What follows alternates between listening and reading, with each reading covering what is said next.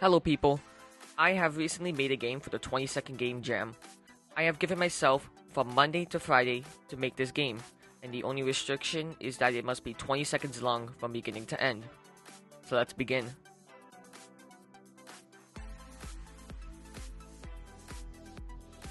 I was off to a late start on Monday because of school, so I wasn't able to start working until around 5. Luckily, I already had an idea for the game. You would have a gun that would be used to kill enemies and move yourself around. So I drew up a simple plan of what I wanted the game to be like. I created a new Unity project for the jam and created a circle to represent the player. After some time, I got the recoil working just how I wanted, and to end the day off, I drew some sprites for the player and enemy and added them to the game.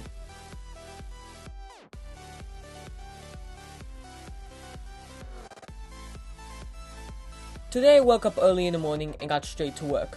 The first thing I did was create a list of what the game needs. I don't know why I didn't make one yesterday, but oh well. Since I finished the player and enemy art already, all that is left is the gun art. I went through many different iterations of the gun until landing upon one which I'm really proud of and definitely didn't follow a tutorial for. I then imported the gun into the game and it looked pretty good. The next thing I needed to do was to have the gun actually shoot something.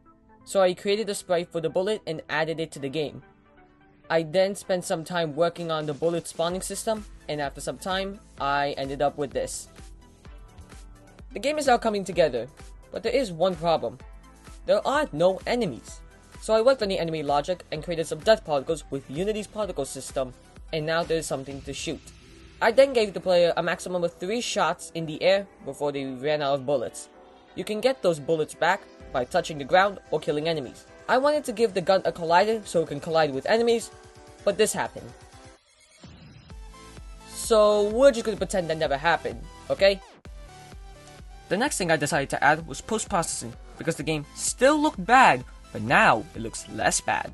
Speaking of post-processing, let's add some blue. I made the bullet and death particles glow so that they would pop out more.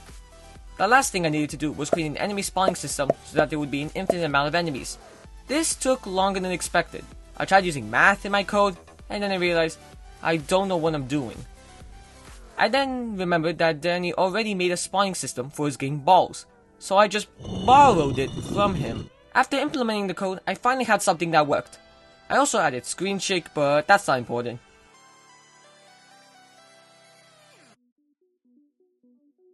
The first thing I did on Wednesday was create a score system, because what's the point of killing enemies if nothing's going to happen?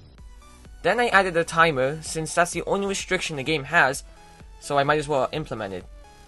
Then I created a game over screen that would be shown after 20 seconds. The last thing I was able to do today was create a high score that would be saved between runs.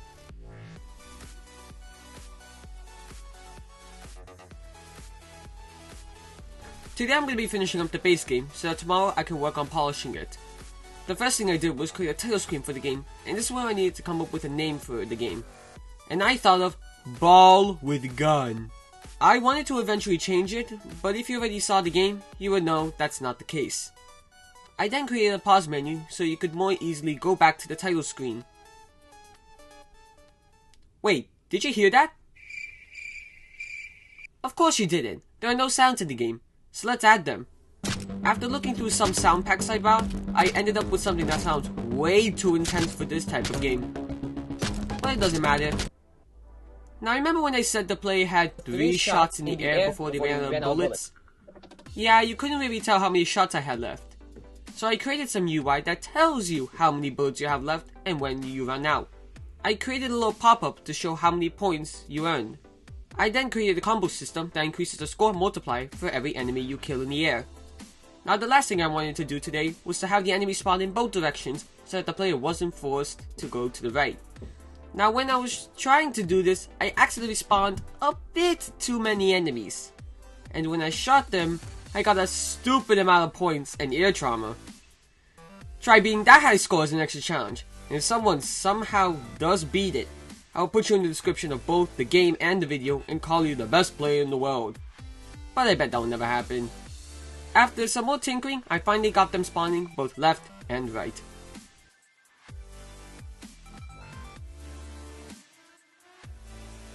Now that the base game is finished, you know what that means. Polish time! I first added a trail to the bullets so that they would be more visible. Now the game is almost finished, but it gets boring after a few plays. To fix that, I decided to create some more enemies so that there would be more variation in the game. I created 3 more enemies. A triangle that kills you when you touch it, a square that gives you a lot of points when killed, and a hexagon that explodes and kills all nearby enemies. I then changed the spawning system to spawn those other enemy types, and now the game is more interesting. The last thing I did was fix up the title screen by adding a background animation. I then submitted the game to the jam at about 9 PM. Now the jam originally lasted for a whole month.